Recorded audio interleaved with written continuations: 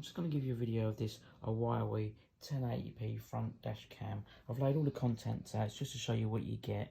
So in the box you get your instruction pamphlet or booklet that's very well written. It's easy to follow, and there's some diagrams in there as well. You've got your suction cup to mount it on the window. Then it does have different knobs and stuff that you can adjust it to tilt it and stuff like that. So like for instance, if I just undo that little one, you can tilt it backwards and forwards. There's a little section at the back that mounts it to the camera. This twists as well, so that's the actual suction bracket.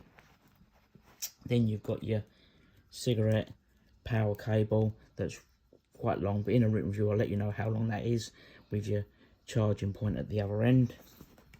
And then you've got your actual camera itself, which has got a 2-inch LCD display.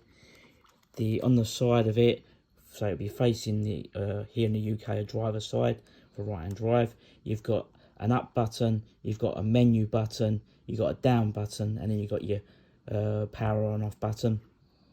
At the top is where your suction cup bracket slots into to mount it onto obviously to the window.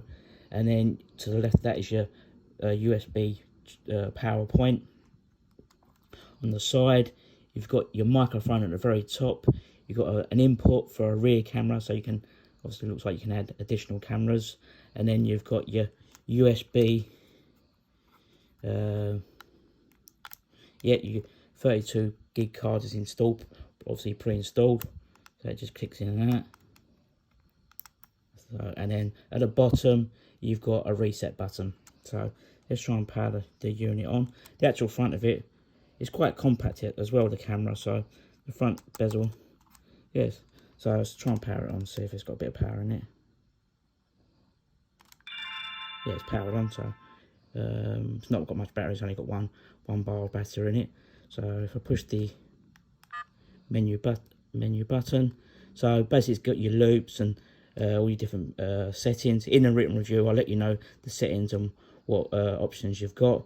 If you hold that down, so it gives you your date and time, your language and stuff like that as well, and format, so you can format the SD card, because I looked at a couple of the questions and people were saying like once the card has been locked you have to format them. So yeah, so if I power it off, so yeah, it looks all good. So what I do is, obviously once I mount it in the car, I'll give you a little display of the image to see how it looks. So I hope you found this helpful.